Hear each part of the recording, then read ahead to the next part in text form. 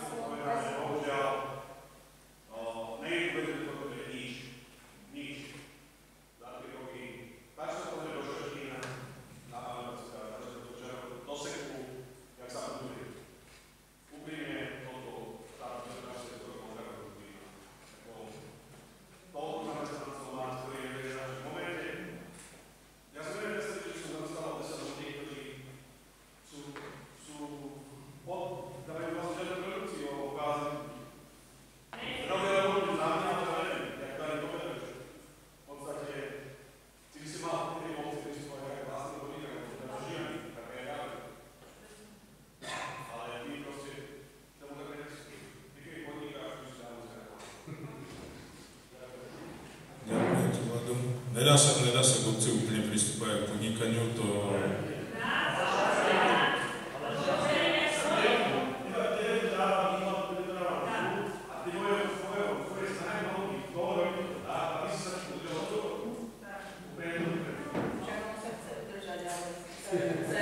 Ani Tomáková ešte? Ja by som sa chcela spýtať pánov poslancov, že teda keď sa už aj minulé bavilo o tej kanalizácii, že či sa vlastne vy ste sa medzi sebou bavili o tom, že na zmenu územného plánu, že kde by vlastne tá čistička bola? Na čističku, takto.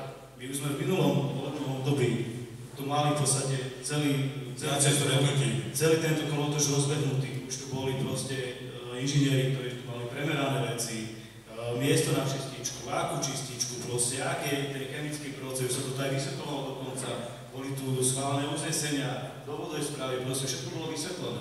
Všetko to bolo na zlatej tácke. Všetko bolo vyriešené. Napriek tomu sa nič nerobí.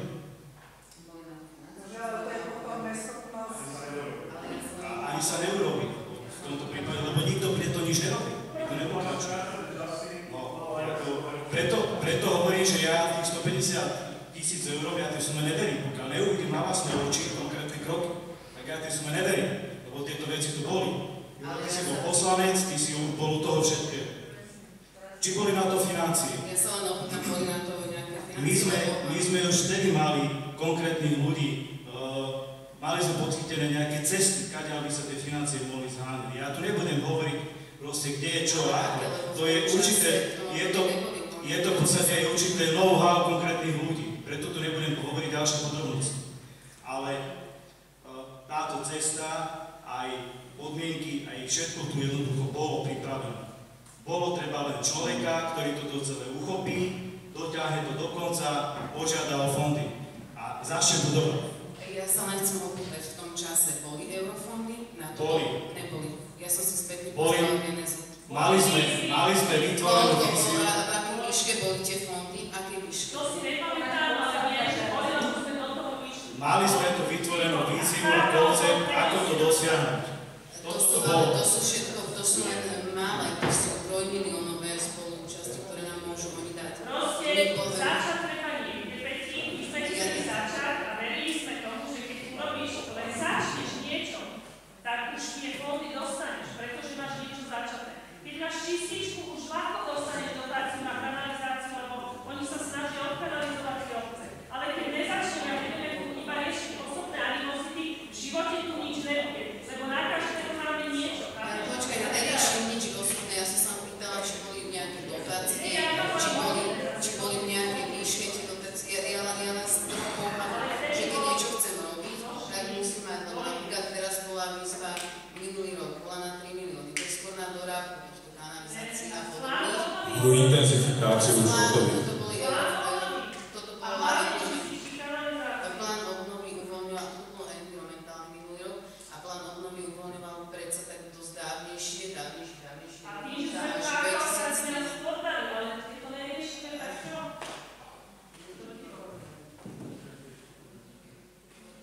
Riešime to, len je to také jednoduché, Martin sa zdá. Dobre víš, že to bolo všetko pripravené, dnes to bolo pripravené, že to bolo pripravené, dobre to riešime.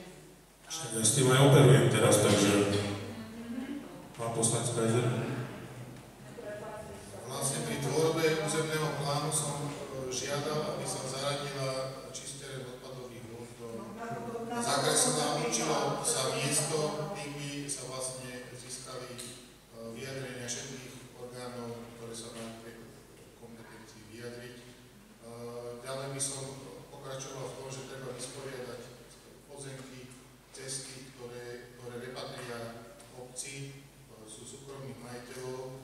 Pokiaľ máte takýto problém, tak žiadnu dotáciu od štátu nedostanete, pokiaľ sa toto nevyrieši. A potom, až keď budem mať všetky vyjadrenia, mám zakreslenú čističku v územnom pláne a mám vysporiadané pozemky, môžem oslovovať firmy a následne schvaľovať nejakú investíciu do projektov.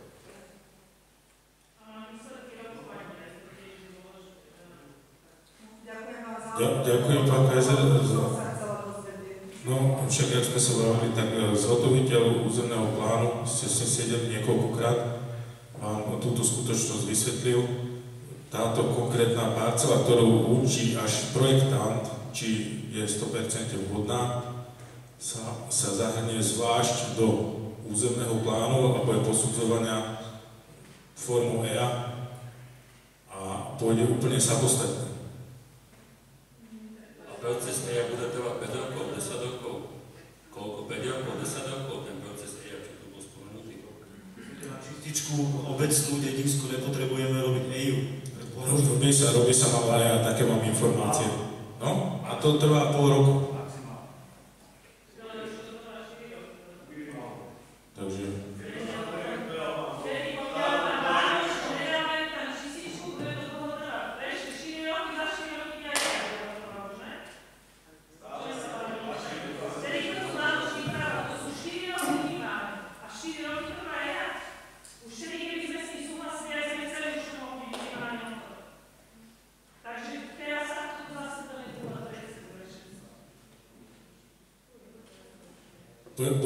Bude to už akože v skorej blízkej dobe. Nejaké mesiace a bude sa súťažiť určite projektant.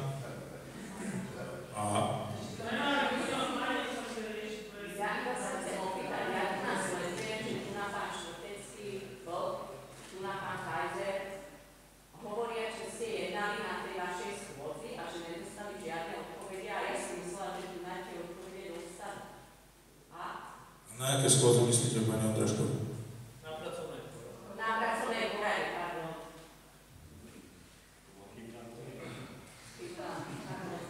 Tak tam v podstate ja som jej vysvetlil situáciu a na základe toho sme sa rozišli s tým, že si to premyslím, že jak celé to sprocesujem. Takže ohľadne tých zamestnancov. No ja viem, ale tu najde o to, že stále nikto nedostáva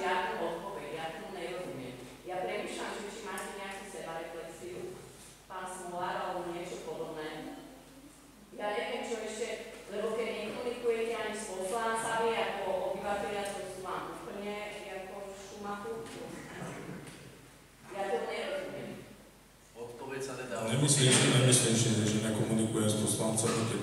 Však ale teraz vám to povedal pán Štvrtecký, pán to povedal, pýtali sa, nedostali odpoveď. Áno, ja som mu odpovedal, že nie je jednoduché prepustiť zamestnancov, že proste, kto to tady bude potom robiť okrem toho kosenia, tie ďalšie veci.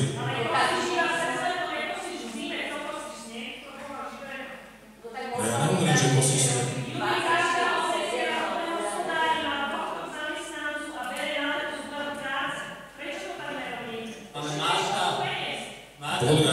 Nejaký vôľa sa stretnúť s niekým, s nejakou firmou, ktorou napríklad doporučím a dojdem sem, aby sme sa dohodli na niečo rozličné. Môžeš prísť, budeš, ak sa ale Juraj, ale povedal si tady, že dáme si termín. Ja doteraz čakám od 25.11. termín nemám. Tak akože na čo mám čakať ešte? Dokedy? Ty si hovoril, že zistíš, že kedy budem môcť prísť. Ja nezistím, rozumieš, ja mu poviem nestať a on zajtra nemá problém prísť. Dobre, tak po zastupku si dohodneme termín. Dobre. Poslanec Čermák. Ja len krátko môžem všetkým povedať informáciu z posledného víkendu, že obec Kuklov, nížia vlastne starosta obce Borský Svatkový nespolupracuje, tak obec Kuklov bude riešiť odpadové vody, čiže kanalizáciu s obcov Čáry. Čiže obec Kuklov sa dal dohromady, to je to, čo my sme chceli tu vo starostovi, aby sa spojil s Kuklovom, lebo keď budú chodiť dvaja starostovia spolu po úradoch, oddávať, že chcú čističku, tak by to oveľa rýchlejšie sa všetko vybavilo. Bohužiaľ, Kuklov čakal, stretnutie bolo asi neúspešné, keďže Borský Svatkový nemá, čiže ak budú chcieť občania čističku, tak sa budeme musieť dostávať do Kuklova, lebo môj odhad je taký, že oni ju budú mať oveľa skorej ako obec Borský Svatý Juraj. A tu sami vidíte, že vlastne poslanci odmietajú schváliť starostovi tých 150 000, lebo nie je záruka, dnes skončia zase u ňom v šuplíku a nezmyselná dokumentácia je k ničomu. To ti bolo pred rokom povedané, ten investor, ktorý má kontakty, dlhoročné skúsenosti s vybavovaním eurofondov, jasne povedal, že firma, ktorá to realizuje, si sama urobí tú dokumentáciu, lebo oni majú svoje mechanizmy, svoje tempo práce a majú svoj systém. Ty, keď urobíš za 150 000 dokumentáciu a výberové konanie, dojde firma a povie, že tá dokumentácia je ničom. Však to je nepoužiteľné. To je nejaká teória skrátka. Ale oni, títo ľudia z praxe, si to sami vedia naplánovať. Bohužiaľ, keď táto obec má takéhoto starostu, ja už som ho dvakrát požiadal, aby odstúpil. Keď vám to je všetkým jedno, vidím, že zase prišiel na zastupiteľstvo, takže konštatujem, že neodstúpil. Ďakujem. Ďakujem za príspevok poslancu Čermákovi, k tomu sa ťažko vyjadruje, lebo sme sa o tom niekoľkokrát bavili. Žiadna projektová dokumentácia není ničomu a tá forma, ktorou zvolíme, sa dohodneme, ako to budeme súťažiť. Nebudem to robiť sám od seba, to si nemyslím. Takú investíciu. Ale je otázka potom, ktorá firma bude realizovať ten projekt. Ty budeš mať tu projekt a tá firma príde, ti povie, že ten projekt máš vyhodný. Ten, kto to vysúťaží, Milan, ten to bude realizovať. Ale radšej ideš robiť projekt bez firmy nejakej. Alebo radšej ideš robiť projekt, keď není to v územnom pláne. Na základe čeho? Čo ten projekt? A kto hovorí, že idem robiť nejaký projekt bez firmy? Hej, áno. Lebo projekt musíš najskôr zaplatiť a potom si ho môžeš pýtať peniaze, keď dostaneš eurofondy, tak si to môžeš potom preplatiť. Je to oprávnený náklad. No a keď to dáš do územného plánu, čo sa stane? Že už tá projektová dokumentácia sa robí na konkrétne miesto, ktoré sme odsúhlasili, že tuto chceme, tuto bude projektová dokumentácia, vtedy bude relevantná. A ne zase ideš robiť projektovú dokumentáciu, zase tam investujeme peniaze a zase to budeš. Ja vykávam poslanci. To určite v šuflíku nebude. Hovorí, že to miesto musí ten projekt tam presne určiť. Poslanec Čermák ešte? Pokiaľ viem, tak nám prišlo tento týždeň jasné vyjadrenie od pána Vámoša, že zmenia doplnky číslo 1 nemáme s tým rád a nebude tam čistička odpadových vôd zakreslená. Nie je to možné. Čiže my ešte nemáme prijaté zmenia doplnky číslo 1 a do dvojky bude musieť ísť čistička pravdepodobne, ale kedy nevie ani svetý, bohužiaľ. V máju roku 22 odišlo odtiaľto z kancelárii z obce na pripomienkovanie a strátila obec zase 2 roky. Predtým koľko rokov netuším teda, ale ja som bohužiaľ poslanec iba 2 roky. Keď som nastúpil, prvá vec bola, pýtal som sa na čističku, starosta ma v tom utvrdil, že áno, tam, jak sa ide na 14 napravo, tam je pozemok, tam bude, tam je to vysoké napätie, jednoducho obecný pozemok, ale teraz vidím, že vlastne my nemáme pozemok, my nemáme vlastne nič, táto obec stojí na mieste. Bohužiaľ, zlý management vás tomu donúti uvažovať takto ako ja, že táto obec sa nepohne, keď tu bude stále na najvyššom poste zlý management. Ďakujem. Ďakujem za príspevok. Máme určené miesto, ktoré predpokladali tí inžinieri, ktorí tu boli predtým. Takže s tým sa aj operujem, s tým miestom, ktoré som vám povedal. Vaše sa ešte hlási? Dobrý deň. Takáto vec trošku bokom. Tie reči v peniazoch. Predpoklad sa chceli, že platili, poplatní sa zvýšili všeobecne sa tam mohla. Ja sa spýtam, čo naspäť. Ja som sa pýtal pána Hrnkoviča, s ktorým sa pravidelne spýtam a vyratí, síce to takúto vec. Pán, tu v chátovke jednou, že napríklad stromy zobierajú, sú suché a nás ohrozujú na majetku, na živote, hej? A keď som sa pána pýtal na túto vec, že či zime, keď je kľud, vegetácie, či tu niekedy vylezí, niekto na to odpovedať, hej? Že ľudia platia, poplatky, dáne rôzne, sú niečo adekvátne náspäť. Ja sa pýtam vás, čo to viete, či tu niečo poviete, či môžete čakať, že aj tá obec takúto vec pre nás urobilo. Je to banálne. Zatlkať kedykoľvek, padne na auto, na človeka, na deti, na majetok, kde škoda, vy máte problém. V jednej tejto situácii je to, či to niečo viete povedať, alebo zase to bola vec, ktorá išla sem, možno ste to počuli. Išlo to klasicky do koša po všetko. Ja som to raz povedal, že nás už nebaví táto hra, nebaví platiť systém, ktorý absolútne nefunguje, dneska ste to počuli. Je to čistá katastrofa, toto je fakt prvé miesto v prese, ku koncu rebríčka, nielen, že sa to kúpovalo všetkého. Ale neviem, či je čarovný krútik na to treba. Ja by som tu nikdy sa sem nestalo do týchto podmienok. Jedine to tu bola pekná príroda. Tá každý na tom ide do úvodu. Ale naozaj nás táto nebaví, pretože je to proti nám, proti ľuďom, proti prírode. Takže mi prosím odpovedzte, či tie peniaze, ktoré ľudia dajú na poplatkoch, na daniach, pretože chata je častokrát paštekár, on je volič, vás nehrozí, či naozaj pre nich niečo urobíte, keď je tu banálny, že ako tie stromy, ktoré vy si môžete predať. Plné lesy sú plné dreva, ktoré by mohlo byť. Aj vykúrené, spálne, čokoľvek. Toto je, na to sa nedá dívať, čo sa tu deje. To je, ja som si prenáhľadil, som sem chodil, mne to nerobí dobre toto, hej, ale keď sa na vás nedá pozor, vy niečo pripravíte a mne to čistá katastrofa. Preto tí ľudia sem prišli, na to hovoria.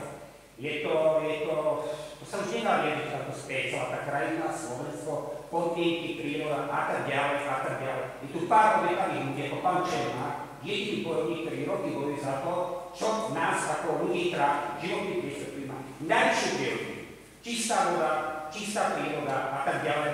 Lebo keď to bude v zlom stave, nikto sa nepríde, žiaden biznis, končíte. Takže tak, koľko zámer. Takže buď niekedy robiť túto sezónu, túto zimu v tomto období kľudnom, vegetačnom, alebo zase to pôjde do koša do príchodných, ako všetko, ako vždy, lebo prepáčte, u nás sa nebaví. Toľko zámer. Výrub sa robí priebežne, pán šéf, dobre to viete.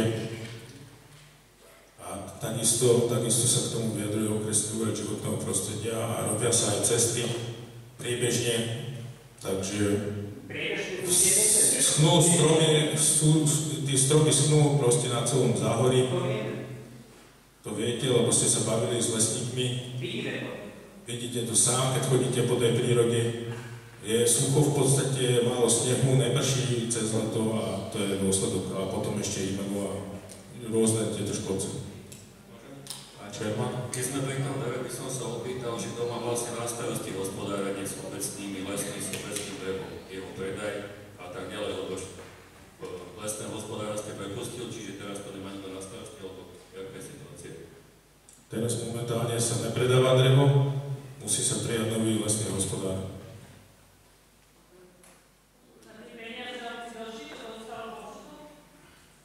Ako to?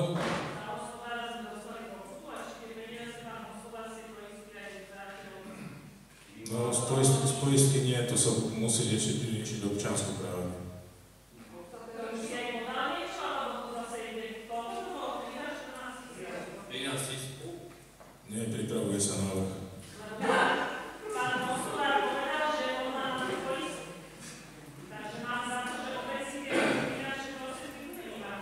Bude si vymáhať, áno, hej, určite. Ale ako kedy si ho prepustili, prosím? Kedy si ho prepustili? Nevie nikto. Niekedy v septembri to bolo, ok.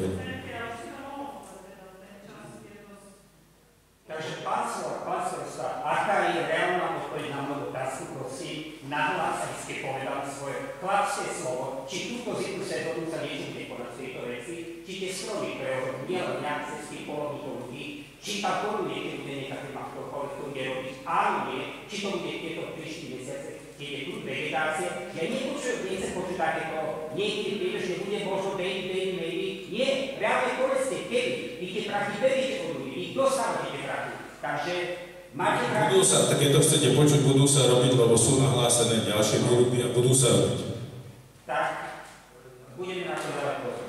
Ďakujem. Ja sa opýtam, a nie je vôbec náhodou povinná zo zákona vymáhať škodu, ktorú je spôsobil tento lesný hospodár? Hej, určite musíme to vymáhať.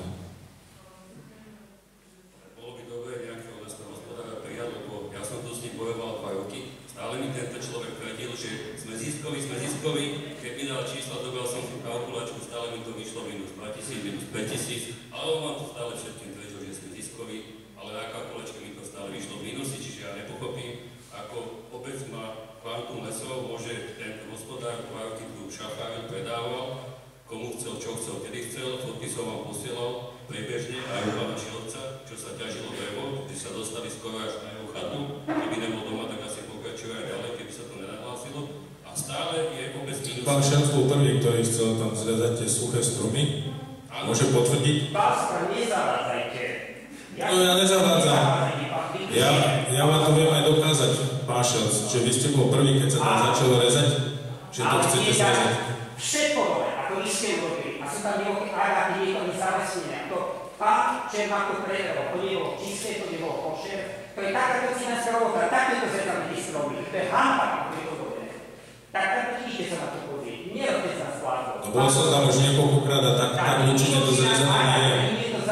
Áno, ten akát sa tam vymladil sám, takže to sa bežne deje v prírode, to by ste mohli vedieť. Môže k tomu len toľko, že vlastne kto je ten, kto si tu zarába peniaze do kapsy na úbezkom dreve. Jedinými z toho vychádza firmy, ktoré to ťažia, ktoré to fosia, pretože zdravé pekné kusy dreva išli na drevoštietku, všetko sa drtilo, pretože tam je najväčšia dotácia z únie. Čiže obec bola v strate, neviem, doteraz som nedostal vyčíslené za rok 20 a 23, že koľko obec zarobila, absolútne neviem, či máte prehľad, bolo by dobre to poslancom poskytnúť, lebo ja som za 2 roky z toho lesného hospodára, pána Galbavého, nedostal tú informáciu a tie minusové čísla stále tvrdil, že majú na starosti tie sucháre medzi chatami a on to od tej firmy Elvis do toho započítaval, čo podľa mňa nemal. Teda bolo by dobre prijať nového hospodára, alebo sa na tým zamyslieť, respektíve podať poslancom informáciu, že ako tu počas ich vlastne mandátu poslanca vôbec hospodárila, pretože majetok za majetok obce zodpovedajú v prvom rade poslanci a za jeho efektívne využívanie. A keď my sme nedostali za 2 roky, ani teraz nemáme žiadne informácie, tak neviem, či čakáme 4 roky a skončí mandát, potom komu budete podávať informáciu, koľko ročne obec zarobila pri predaji dreva alebo s jeho nakladaním, lebo nemáme žiadnu informáciu o tom. Takúto informáciu vám určite poskytneme, to nevidím v tom problém.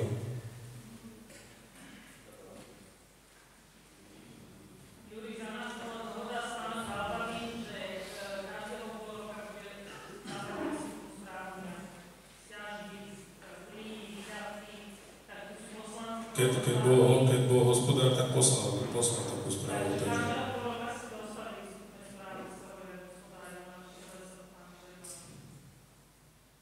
Keď ešte môžem pokiaľ tak milí poslanci, neviem, či uznesením schválili, že nebudú sa vykonávať žiadne hoľby, že sa budú len suchári ťažiť a medzi to sa bude vysádzať. Takže neviem, prečo tu. To je pravda. A prečo sa u pána Šelca uskutočnil hoľb. Ja to napravím, ja neviem už počúvať tieto zároveň. Tak to bolo už podstatne skore. Pán Šelc, nedostal ste slovo, dobre? Chcem sa vyjadriť ako občan, podľa ústavy sa ja vám hovorím, že nedostal ste slovo a porušujete rokovací poriadok. Tak si hovorí pán Pastor za to slovo. Úplne mimo témy hovoríte, takže v rámci potom diskusie môžete sa pýtať, dobre? Ja vám to poviem tejto veci. A vyjadriť sa ako občan. Nebudete tým, ako mňa zavádzať. Ja vám hovorím, že porušujete rokovací poriadok. Ja sa vyjadrím. Ja sa vás žiadam milosti slušne, že prosíme suché stromy vyrezať. Nič iné. Čo vy ste urobili pri Polnickej zábave čistým hovoru, nebolo to košer, cigánska robota, takto je to, bolo to ilegálne, všetci sa tam sťažovali, je tam agatová divočina, to je vaša vizitka, vaša robota všetkého, čistá katastrofa. Keby ste mali charakter, tak sa zbavíte, odídete z tejto stoličky. To bola vizitka lesného hospodárskeho plánu, ktorý bol schválený na 10 rokov. Končí tento plán v roku 2026. Tak keď sa bude robiť nový, môžu k tomu poslanci sadnúť a môžu tam dať svoje pripomienky, aby sa tam zapracovali. A konkrétne na tej parcele, o ktorej hovoríte, tak tam bol plánovaný horúb. A schválil to lesný úrad okresu Senica. Nie opäť Dvorský Svätý Júr. Pán Čermak sa hlási? Bolo by dobré, keby si starosta obce pozrel uznesenie, ktoré obecné zastupiteľstvo prijalo minulý rok a týka sa ťažby dreva, nahlasovania, po prípade o prerokovania na pracovné poradie poslancov, lebo tam už poslanci pred rokom všetko napísali, čo má robiť starosta, čo má robiť polovný lesný hospodár, všetko tam je napísané, iba sa to nedodržiava a to je jedno z tých uznesení, čo sa tu tlačí pred sebou, okrem teda iných, takže treba to prerokovať podľa mňa. Neviem, čo sa nedodržiava, táto ťažba bola vykonaná ešte pred tým uznesením, takže to s tým vôbec nesúvisí. Dobre, takže končím rozpravu o tomto bode. Poprosím hlavného kontrolora o jeho stanovisko.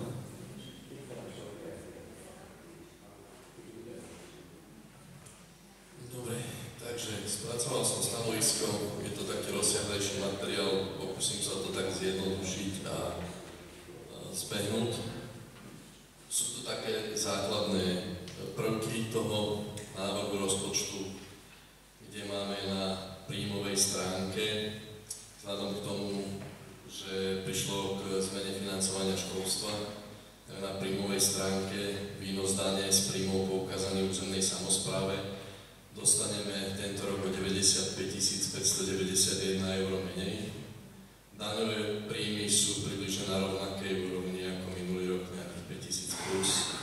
Kapitálové príjmy sú nulové, príjmové finančné operácie vyskočili na 199 000, lebo tam chce obecný úrad vyťahnuť z rezervného fondu 150 000 na tú kanalizáciu, na atletickú dráhu a ešte niečo tam bolo.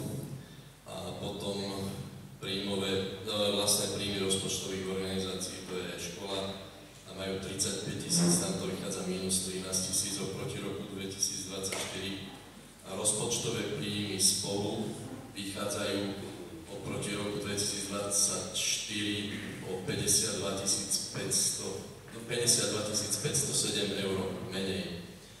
Čiže celkové, keď to tak vezmem, príjmy obce, čo sa bude, keď nebudem rátať školu a tie príjmov finančné operácie, takže celkové bude o 156 125 eur v rozpočte menej ako v roku 2024. Zvyšné peniaze, ktoré, ako som hovoril, tých 199 520 chcú vybrať z rezervného fondu.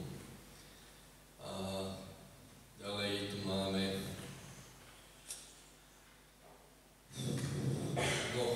teraz sa tam dotkneme to, čo už tu bolo komentované, tie platy, že veľa samospráv v súčasnej dobe prepúšťa zamestnancov, aby boli schopní plniť základné poslania úlohy samosprávy v prospech svojich obyvateľov a v zmysle hospodárnosti a efektívnosti, čo znamená minimalizovanie nákladov na výkon